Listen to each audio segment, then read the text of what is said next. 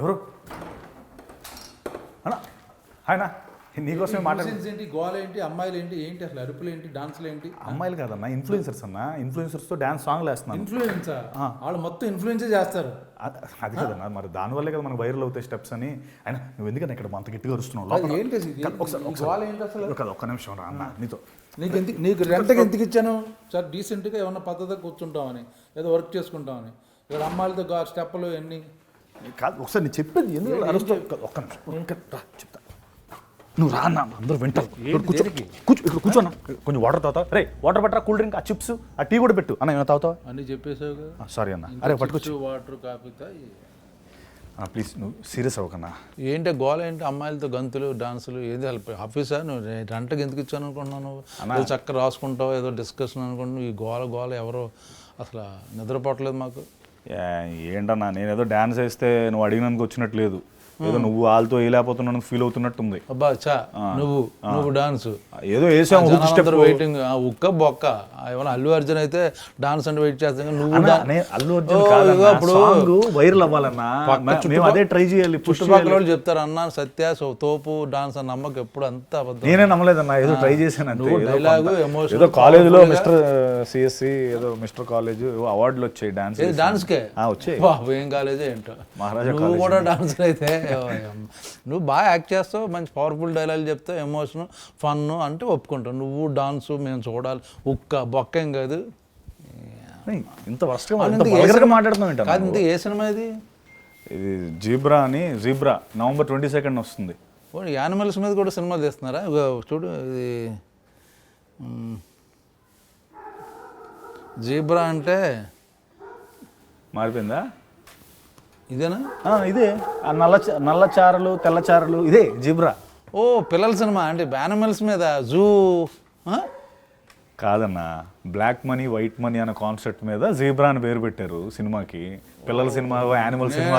Line king, line king, zebra అంటే నేను zebra అనుకుంటున్నానంటే ఏదో జీబ్రా లైన్స్ ఉంటాయి చూడు, ట్రాఫిక్ ఏదో వాడతారు, అదే జీబ్రా లైన్ అంటారా? లేకపోతే ఈ యానిమల్ జీబ్రా అనుకుంటున్నాను నేను అంతకాలం. చెప్పాలిగా మీరు సినిమా గురించి, ఎవరికి తెలియదు. అలా చెప్పనివ్వట్లేదు, ఎక్కేస్తాను. కాదు ఏంటి ఇప్పుడు ఇక్కడ ఎందుకు ఈ కెమెరాలు గోల, ఈ సీట్లు ఏంటి అసలు ఇక్కడ? అది వేరే వాళ్ళు ఇంటర్వ్యూ చేయాల్సింది, వస్తానని చెప్తే సెట్ చేసుకున్నాం. ఉందా సుమ గారు? సుమ ఎక్కడ వస్తుంది, చాలా బిజీ. పైగా మీలాంటి చిన్న సినిమాలకు సుమ రాదులే. ఎందుకంటే పెద్ద పెద్ద కాన్సెప్ట్, పెద్ద ఎక్కువ నాకు సంబంధం లేదు. మంచి బాగా కాంట్రవర్సీ కూడా చేస్తుంది. భోజనాలు తిన్నారా, టిఫిన్ చేశారా అని.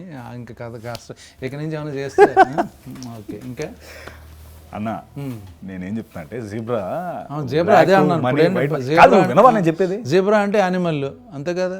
జీబ్రా అంటే యానిమల్ కాదు, బ్లాక్ మనీ వైట్ మనీ. మనుషుల్లో ఉన్నాయి బ్లాక్ అండ్ వైట్. మన మనుషుల్లో మనం ఇప్పుడు నువ్వు బ్లాక్, నేను వైట్. నన్ను బ్లాక్ బ్లాక్ అంటే ఆ బ్లాక్ కదన్నా, అంటే షార్ట్ మామూలుగా నువ్వు బ్లాక్, కొన్నిసార్లు నువ్వు బ్లాక్, కొన్నిసార్లు నేను బ్లాక్, అలా మారుతూ ఉంటాం కదా లైఫ్లో.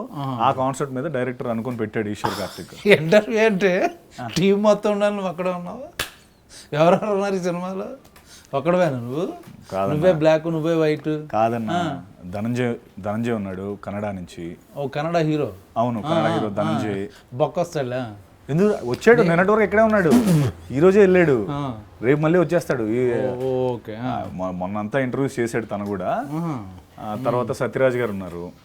ఇంకసారి ఆయన మామూలు బాహుబలి అన్ని ఆ టైప్ ఆ సినిమాలకు పక్కన కీరవాణి గారు ఉన్నారు. వాళ్ళ సినిమాలకు ఏమైనా వస్తాడు, కానీ మీకు నెక్స్ట్ ప్రియభావని శంకర్ న్యూజిలాండ్లో ఉందన్న, వచ్చేస్తుంది తను కూడా. ఓహో బాగుంది, కవరింగ్ బాగా చేస్తున్నారు. ఫారెన్లో ఉన్నారు, అది కోయంబత్తూర్లో ఉంటుంది. చెప్పు. కాదండి, న్యూజిలాండ్ నేను కూడా ఇప్పుడు వెళ్ళిపోవాలి, టైం అయిపోతుంది. ఇండోనేషియా వెళ్ళిపోవాలి, అక్కడ షూటింగ్ రెడీ. అక్కడి నుంచి మళ్ళీ వేరే కంట్రీకి వెళ్ళిపోవాలి, స్పెయిన్. జెనిఫర్ అని మన ఆవిడ కూడా ఫారెన్లో ఉందా? ఆవిడ బ్రెజిలియన్ అన్న, డైరెక్ట్ ఫారెన్ ఆవిడ. ఇంకా తర్వాత సునీల్ అన్న ఉన్నాడు. సునీల్ ఇంకా సత్య ఏమో నిన్నే యుఎస్ నుంచి వచ్చాడు. ఫుల్ మత్తులో ఉన్నాడు. మత్తు అంటే మత్తు వదలరా, ఆ హ్యాంగ్ ఓవర్ లో ఉన్నాడు. అడు నీకు వస్తానని చెప్పాడు, ఫోన్ ఎత్తాడు అంటాడు, అంతే. అన్ని చోట్ల అది చేస్తాడు. ఇప్పుడు ఆ షూటింగ్కి వెళ్ళట్లేదు ఆడు, మత్తు వదలరా అని చెప్పి. నువ్వు ఇంటర్వ్యూలకి ఏమొస్తాడు? నువ్వైతే నువ్వు ఓకేనా అంటే ఏదో నేను నీ పక్కన ఇంట్లో ఉన్నానని ఒక పాపానికి నువ్వు ఇంత దారుణంగా మాట్లాడక్కర్లేదు. నీ మీద జాలిగా ఉంది నాకు. ఎందుకు చాలన్నా? ఇప్పుడేంటి ఇప్పుడు నువ్వు జీబ్రా అంటే అంత థియేటర్కి పొలం జనాలు వచ్చేస్తారా? వస్తారన్నా? ఇప్పుడు నువ్వు మాట్లాడిన స్టార్ కాస్ట్ అంతా ఉంది కాబట్టి వస్తారు కంపల్సరీ. ఏరే వాళ్ళు ఇక్కడ వాళ్ళు వస్తారు. ఫస్ట్ నేను నీతో అంటే నీతో కాదు, మేము మాతో మొదలు పెట్టాం. ఇంటర్వ్యూలో మిగతా వాళ్ళందరూ వాళ్ళని చూడడానికి థియేటర్కి వచ్చేస్తారు. అమ్మ గోళంలో వస్తారన్నా. ఓటీటీ రిలీజ్ ఎప్పుడు? అది ఇంకా డిసైడ్ అవ్వలేదన్నా. అది తెలిసినా నీకు చెప్పను. నువ్వు అది నేను ఓటీటీలో చూద్దాం సినిమా. నువ్వు ఓటీటీ స్టార్ కదా అన్న. ఓటీటీలో చూడటం ఏంటన్నా? మరి దేనికోసం చేశాను అన్న సినిమా? November 22 థియేటర్లో ఇప్పుడు November 22 రిలీజ్ అవుతుంది. అవునన్నా. ఏం చేస్తున్నా మీ సినిమాకి? మీ సినిమాకి ఎందుకు రావాలి? ఎందుకు రావాలంటే రవి బసూర్ మ్యూజిక్ డైరెక్టర్ ఉన్నాడు. ఏది రవి బసూర్? KGF, సలార్. మీకు అంటే ఏంటన్నా మా సినిమాకి ఎవరు కొట్టకూడదు అంటే మా సినిమాలకి కొట్టకూడదన్నా నీ ఉద్దేశం? డెఫినెట్ కొట్టాలి మిమ్మల్ని. అలా కాదు, మ్యూజిక్ కొట్టకూడదా అంటున్నాను నేను. మీ సినిమాకి ఎందుకు చేస్తాడని? మా సినిమాలు చేసాడన్నా. ఇప్పుడు మరి రవి బసూర్ మ్యూజిక్ చేయలేదా మా సినిమాకి? మరి ఎవరు చేశారు అనుకుంటున్నావు? మరి మీరు ఉట్టిన పేర్లు వేసుకున్నా. రవి బసూర్ మ్యూజిక్ డైరెక్టర్ ఆయన. నెంబర్ 1 మాదాన్ని చేసాడు. సలార్ 1, సలార్ 2. అవును. మొన్న మా సినిమా జీబ్రా మా సినిమా యాడ్ చేయి. వాళ్ళు ఇప్పుడు రవి బసూర్ వాళ్ళ బసూరు ఊర్లో మా పోస్టర్ కూడా ఉంది అక్కడ. నేను కనుక్కోవాలి ఒకసారి రవి బసూర్ గారు చేస్తున్నారు లేదు. ఇంకా చెప్పే ఇంకోటి పేరు రవి బసూర్. స్టార్ కాస్ట్ ఉంది. కెమెరా సత్యాన ఆయన ఆల్రెడీ చాలా పిసి శ్రీరామ్ అంటామేమో భయం వేసిన. ఓకే, ఎటకారం బాగా ఎక్కువైపోయిందన్న నీకు. చెప్పు నెక్స్ట్. తర్వాత ఈశ్వర్ కార్తిక్ తమిళ్ స్క్రిప్ట్ అదరగొట్టేసాడు. స్క్రిప్ట్ తమిళ స్క్రిప్ట్ బాగుంటుంది. బాగా చేస్తారు వాళ్ళు. అండ్ ఇంకేముందన్న ఇదే ఇవన్నీ సరిపోవా సినిమాకి రావడానికి? నువ్వు 2-3 నువ్వు టెక్నీషియన్ 3 పేర్లు చెప్పావు, 4 యాక్టర్లు చెప్పావు. అని 4 ఎక్కడ చెప్పానన్నా? 2 ఫారెన్ అమ్మాయిలు. ఓకే, ఒకడేమో తమిళనాడు కన్నడ, ఒకడేమో సత్య మత్తు వదలరా. వీళ్ళు పెట్టేసుకుంటే మీ సినిమా పొలవంటి వచ్చేస్తారా? అన్న కొంచెం టికెట్ ఫస్ట్ November 22 ప్లీజ్ అని ఒక టికెట్ ముందే బుక్ చేసి పెట్టారు. సర్లే అన్న, నీలాగా ట్విట్టర్లో పోస్టులు పెట్టి డిలీట్ చేసే రకం కాదులే అన్న. హ్యాక్ అయింది కష్టపడి హ్యాక్ అది నోరారు మూసినదా హ్యాక్ నువ్వు పెట్టి డిలీట్ చేసి. అప్పుడు అవును హ్యాక్ చేశారు కాబట్టి మేము తర్వాత మేము కంప్లైంట్ చెప్పాడు హ్యాక్ అయిందన్న అని కంప్లైంట్ ఇస్తే డిలీట్ చేసాం. ఇప్పుడు అటు వస్తున్నాయి నువ్వు. November 22 రిలీజ్ అవ్వాలా లేదా? అవ్వాలి. మాతో పెట్టుకుంటే చెక్ వేస్తాం. ఏంటి ఇలా ట్వీట్? ఇంకేంటి ఏంటి సినిమాలు ఏంటి? నువ్వు చెప్పనిస్తే కదన్నా సినిమాలో ఏందని. సినిమా గురించి చెప్పు నాకు. ఈశ్వర్ కార్తిక్ కదా ఫస్ట్. రవి భాస్కర్ మ్యూజిక్, ఆయన ఎవరో తమిళ రైటరు. ఈశ్వర్ కార్తిక్ గారు రైటర్. SN రెడ్డి గారు, బాలా దినేష్ ప్రొడ్యూసర్స్. అయ్యి బాబోయ్, సత్యరాజ్ గారు. ఇంకేమన్నా మొత్తం ఫుల్. నేను అడిగింది అసలు ఏంటి ఏమనుకుంటున్నారు ఆ కథ అంటే? మీ సినిమాకి ఎందుకు రావాలి? ప్రతి సినిమాలో స్టార్ కాస్ట్ ఉంటారు, మ్యూజిక్ డైరెక్టర్ ఉంటాడు తెలుసా ప్రతి సినిమా. అంటే ప్రతి సినిమా రైటర్ కూడా ఉండడం వేరన్నా. నా సినిమాకి నేను ఫస్ట్ టైం ఇంత పెద్ద స్టార్ కాస్ట్ పెట్టి, పెద్ద మ్యూజిక్ డైరెక్టర్ పెట్టి, మంచి కథ పెట్టి, ఇన్ని రోజులు అవే కదా నువ్వు ప్రతిసారి కనిపించినప్పుడల్లా నీ దాంట్లో సాంగ్స్ ఉండవా, నీ దాంట్లో ఎవరు సపోర్టింగ్ యాక్టర్స్ ఉండరా, నీ దాంట్లో హీరోయిన్స్ ఉండరా అని చెప్పి నన్ను ఏడిపిస్తూ ఉండేవాడివి. ఇప్పుడు అవన్నీ కలిపి నేను పెడితేనేమో రివర్స్ లో మాట్లాడుతున్నావు. సపోర్టింగ్ యాక్టర్లో క్రేజ్ రావాలంటే ఒక యాక్టర్ ఉండాలి. ఆడ ఏ సినిమాలు ఉంటే ఆ సినిమా హిట్. వాళ్ళు లేకుండా సినిమా తీసు అదే కదా నాకు డౌట్ ఇక్కడ. ఎవరు వరుస సపోర్టింగ్ యాక్టర్ ఎవరైనా? ఇంకంతేలే నీకు. ఎవరు బ్రహ్మ? సారీ అన్న, నీ గురించి లేకుండా సినిమా తీసేసావు నువ్వు. నీకు ఇచ్చే డబ్బుతో నీ రెమ్యునరేషన్తో మేము సినిమా తీయచ్చు అన్న. అందుకే అప్పటికే ఆలోచించాం. ఇలా గోల్ చేస్తే మొత్తం అలాగే కంపు చేయండి అందరూ కలిపి. లేదన్నా నిజంగా ఫస్ట్ కన్సిడర్ చేసి. పక్కింట్లో కీరవాణి గారి ఆస్కార్ అవార్డు పెట్టుకుని నువ్వు ఎవరో రవి బసూర్ నా వేరే చాటుకు వెళ్ళిపోయావేంటి అన్నా? వాళ్ళు పక్కన కూడా రాజమౌళి గారు ఎక్కువ వస్తుంటారు.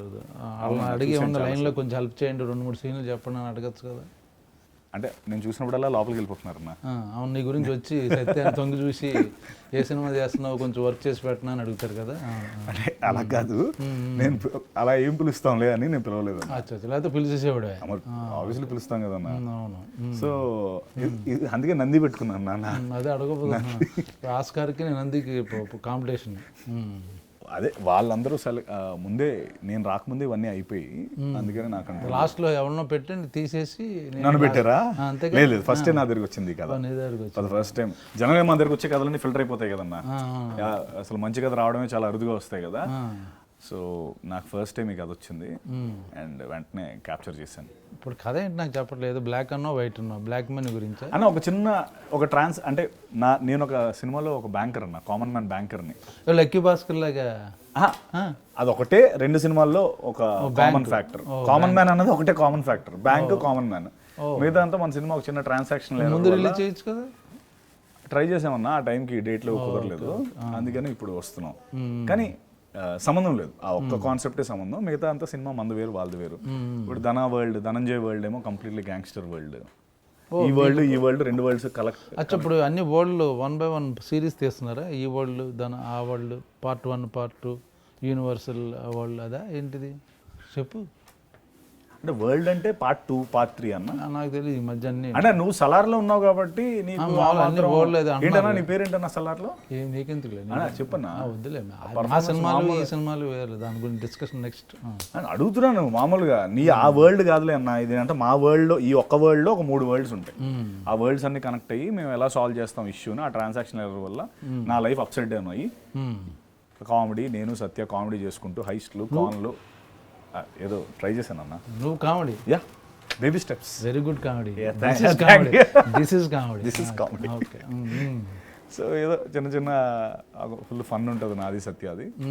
ప్రియమణి శంకర్ మేము ముగ్గురం కలిపి నార్మల్ అన్న ఫన్ ఉంటుంది అని అడుగుతావు. ఫుల్ బాటిల్ చేసి నాతో అసలు ఏమన్నా అసలు నువ్వు అది రిలీజ్ అయ్యి మాట్లాడుకుందాం. దీని తర్వాత అవుతుంది కదా, దానికే ఇది ఆది.